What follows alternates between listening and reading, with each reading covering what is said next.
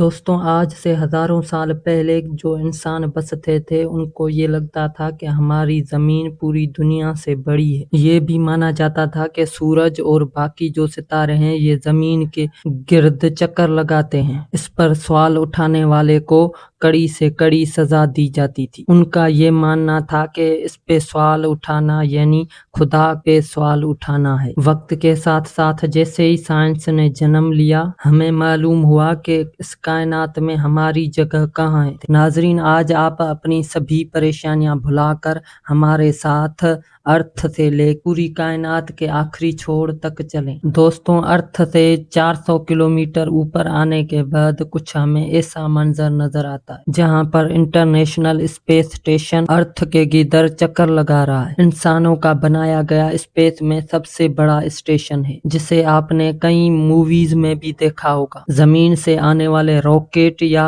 ان کو کوئی مشکلات پیدا ہو تو ان کو فیول اور دوسری چیزیں پرووائڈ کرتا ہے۔ انٹرنیشنل اسپیس اسٹیشن 27,580 کلومیٹر کی رفتار سے زمین کے 16 چکر لگاتا ہے اور اب ہم چاند پر پہنچ چکے ہیں۔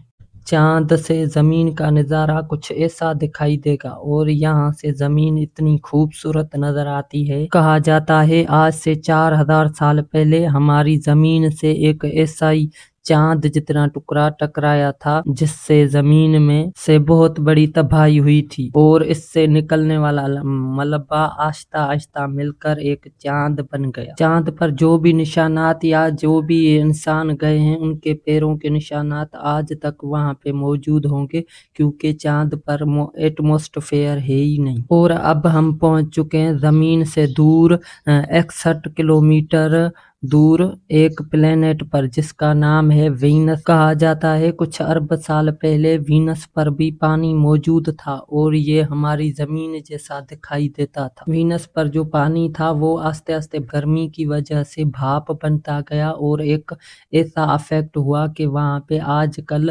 تیزاب کی بارش ہوتی ہے۔ یہاں پہ سورج کی لائٹ آتی تو ہے پر واپس نہیں جاتی جس کی وجہ سے یہاں کا ٹیمپریچر ہائی ہوتا ہے۔ دوستوں اگر ہم گرین ٹری کا خیال ہماری ارتھ پر نہیں رکھیں گے تو کچھ سالوں کے بعد ہماری ارتھ کا بھی وینس جیسا حال ہو جائے گا۔ اب ہم سورج کے نزدیک سب سے نزدیک جو پلینٹ ہے مرکری اس پر آ چکے ہیں جو زمین سے 77 ملین کلومیٹر دور ہے۔ یہاں دن کو 400 سینٹی گریڈ ٹیمپریچر ہوتا ہے جہاں رات کو 107 ڈگری تک گر جاتا ہے اور یہ ہے سورج جو مرکری سے کچھ ایسا دکھائی دیتا ہے۔ سورج کی ایک اپنی گریوٹی ہے جس کی وجہ سے باقی کے جو پلینٹس ہیں اور ہمارا ارتھ اس طرف چکر لگاتے ہیں۔ سورج اتنا گرم ہے کہ اس کے نزدیک کوئی بھی چیز نہیں آ سکتی۔ چلتے ہیں ایسے پلانٹ پر جس پر سائنٹسٹ بہت زیادہ رجی رکھتے ہیں جانے کی جس کا نام ہے مارس۔ مارس کی مٹی لال رنگ کی ہے جس کی وجہ سے اسے ریڈ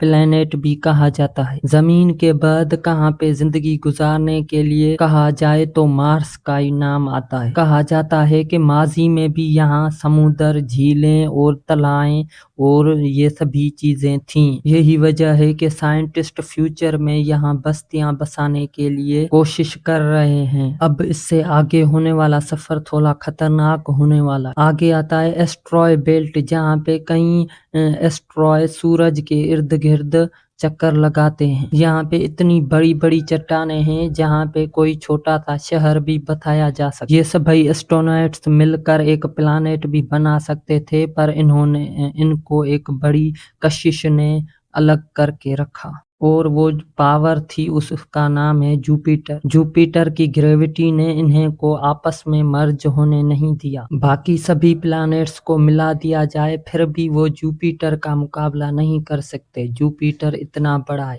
پر اس میں اور کچھ بھی چیزیں نہیں ہیں صرف آکسیجن ہی ہے۔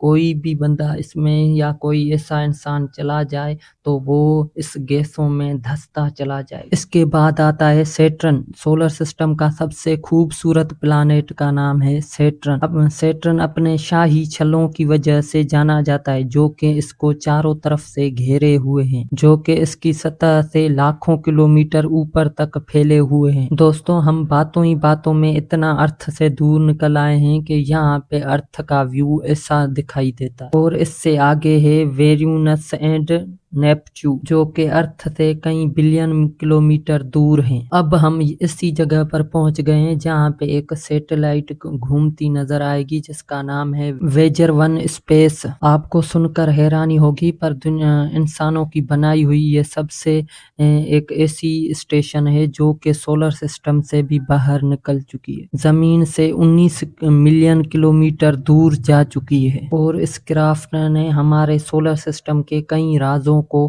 کھول کر رکھ دیا ہے۔ یہ کرافٹ 17 کلومیٹر فی سیکنڈ کی اسپیڈ سے آگے بڑھتا جا رہا ہے۔ دوستوں، اب ہم ایسی جگہ پر پہنچ چکے ہیں جہاں سے سورج ایک چھوٹے سے ستارے کی طرح لگ رہا ہے، اور یہاں پر سورج کی روشنی پہنچنے میں 1 سال لگ جاتا ہے، اور اس سے آگے پھر یہ جو بھی پلانیٹس اور جو بھی چیزیں ہیں یہ مل کر ایک گیلیکسی بناتے ہیں۔ ایسی ہزاروں گیلیکسیاں مل کر ایک سپر کلسٹر بناتے ہیں جو کہ ہزاروں گیلیکسیوں سے ملا کر ایک بنتا ہے۔ یہاں پہ ملکی گیلیکسی کو تو چھوڑیں، پر یہاں لوکر کلسٹر ہی چھوٹے سے تنکے کی طرح نظر آ رہا ہے۔ یہ بھی ہماری یونیورس میں ایک چھوٹے سے تنکے کی برابر ہے۔